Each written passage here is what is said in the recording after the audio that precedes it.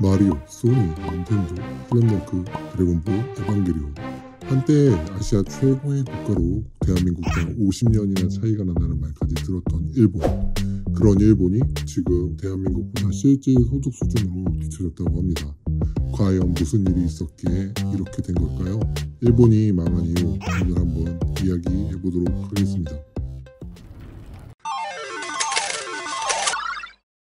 많은 분들이 알다시피 일본은 한때 미국과 맞짱을 뜬 정도로 세계에서 알아주는 강대국이었습니다. 그런 강한 자신을 믿고 미국을 공격했죠. 거기서 빡친 미국이 반격으로 일본이 본진까지 털리면서 항복을 하게 되죠. 이때가 1945년 이야기입니다. 그렇게 미국에게 탈탈 털린 일본은 미국의 GDP 10%까지 떨어지는 굴욕을 겪게 됩니다. 근데 여기서 반전이 일어납니다. 자, 미국에게 탈탈 털렸으면 망해야지 정상이잖아요. 그런데 과연 일본이 망했나요? 아니죠. 왜 그러냐고요? 세계 2차 대전 이후에 미국하고 소련이라는 세계 일진형님들이 기싸움을 하다 보니 어쩔 수 없이 자기 편으로 끌어들일 사람들이 필요했습니다. 그때 일본은 미국의 편에 붙어서 다시 한번 기회를 잡았던 거죠. 사실 미국에게 탈탈 털려서 GDP 10%까지 떨어지긴 했지만 그 전까지만 생각해보면 일본은 미국과 맞짱뜰 정도로 강대국이었어요. 대한민국과는 너무 상황이 달랐죠. 대한민국이야 워낙 기초체력도 없던 나라였고 일본은 기초체력은 좋은데 미국에게 탈탈 털려서 다운된 것이니 아예 출발선부터가 달랐던 거죠.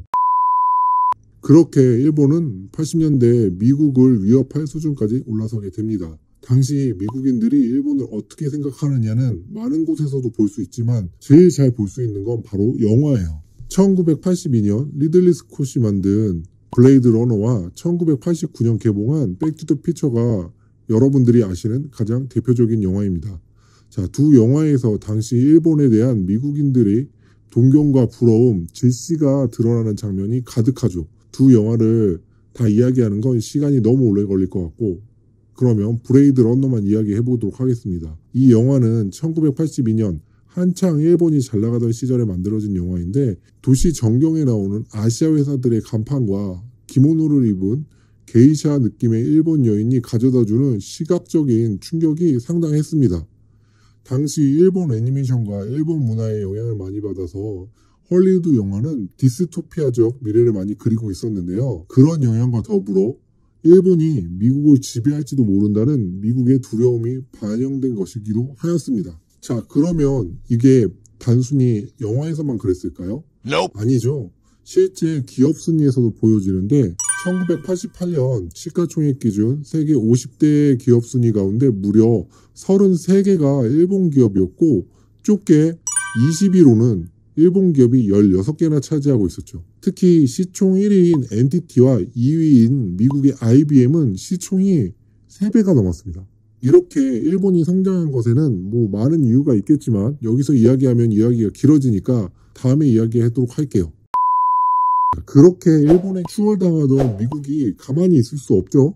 민주주의 국가에서 국민이 불안해하면 그 문제를 반드시 해결해야 정치적으로 성공하는 거잖아요. 그래서 미국은 일본을 가만 놔둘 수가 없었습니다. 자, 이런 상황은 현재도 비슷하게 흘러가는데 지금도 미국이 중국을 계속 걸고 넘어가고 있죠. 똑같은 이유라고 생각하시면 됩니다. 1980년대는 지금과 같이 통신이 발달한 시대가 아니었기 때문에 미국은 당시 주요 국가들과 미국의 플라자 호텔에서 환율 관련 회의를 진행하였는데 그래서 이 호텔의 이름을 따서 우리가 흔히 아는 플라자 합의가 진행이 되었습니다. 플라자 합의에 대해서 너무 길게 설명하는 게 그렇고 짧게 설명하자면 환율을 합의하에 변경하는 것이었는데요.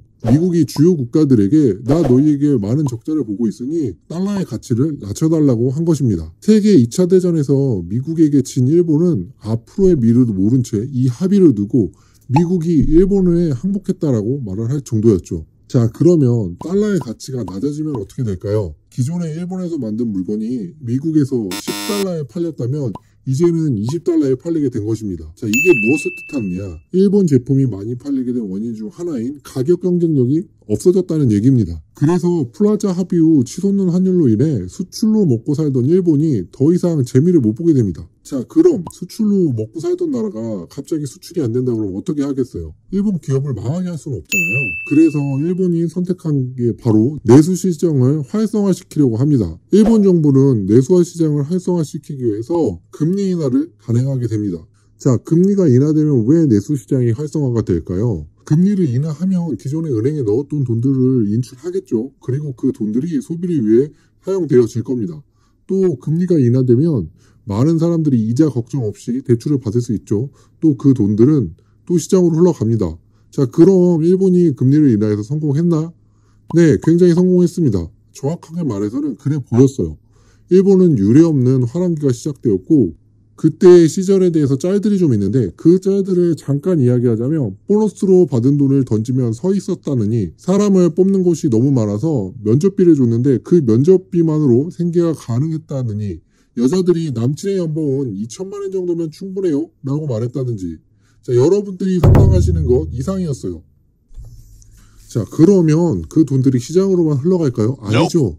새로운 투자처로 돈이 몰리기 시작했죠. 지금이야 비트코인이다, 해외주식이다 이런 것들이 있지만 그 시절에는 지분과 부동산이 가장 많은 투자처였죠. 그래서 그 돈들이 그곳으로 모여들기 시작하니 유례없이 증시와 부동산이 화랑이 되었어요. 정말 하룻밤 자고 나면 오르는 엄청난 상승이 시작되기 시작해요. 근데 이것이 실질적인 수입이 늘어나서 구매하는 것들이 아닌 우리가 흔히 말하는 넛지를 이용해서 만들어낸 기적이었어요. 금리가 낮아지니까 대출도 또 많이 받겠죠. 그 시절 대출이 얼마나 잘 나왔냐면 담보물의 120%까지 대출이 나왔어요.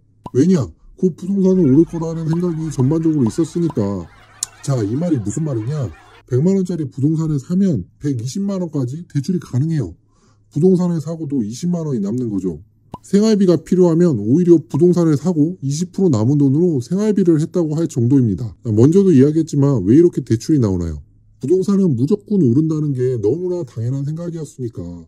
하룻밤 자고 나면 엄청나게 올라 있으니까 돈을 빌려주는 은행의 입장에서도 120% 빌려줘도 문제가 없다고 생각을 하는 거죠. 그렇게 계속해서 가격이 올라요. 언제까지? 미국의 땅값의 100배가 될 때까지. 이때 나온 말이 일본 도쿄의 땅을 팔면 미국 전체를 살 수 있다. 뭐 이런 말도 나와요.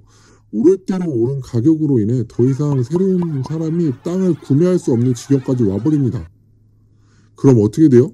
더 이상 땅값이 오르지 않죠. 먼저도 이야기했지만 120%를 빌려주는 거 미래에 오를 거라는 생각이었는데 더 이상 땅값이 오르지 않아요. 이 정도가 되니 일본 정부에서도 사실 두려움을 느끼기 시작합니다. 그래서 금리 인상과 대출의 한도를 줄이기 시작하죠. 이것이 바로 일본의 버블입니다. 빚으로 만든 투기였던 거죠. 그렇게 일본의 버블이 터져버린 거예요.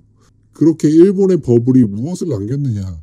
여러분들도 다 아시는 잃어버린 10년, 아니 20년, 아니 30년, 40년까지 지금 가고 있어요. 버블이 터진 게 90년대인데 지금 2022년까지도 아직까지도 그 버블의 늪에서 허우적거리고 있죠. 그러면 그렇게 잘 살던 일본인데 버블을 이겨내면 되지. 왜 아직도 이렇게 힘들어하냐. 그건 버블이 일어나면서 나온 세 가지 현상을 주목해야 돼요. 자, 첫 번째, 매일 자고 나면 부동산, 주식이 오르게 되면서 사람들의 노동 욕구가 없어졌어요.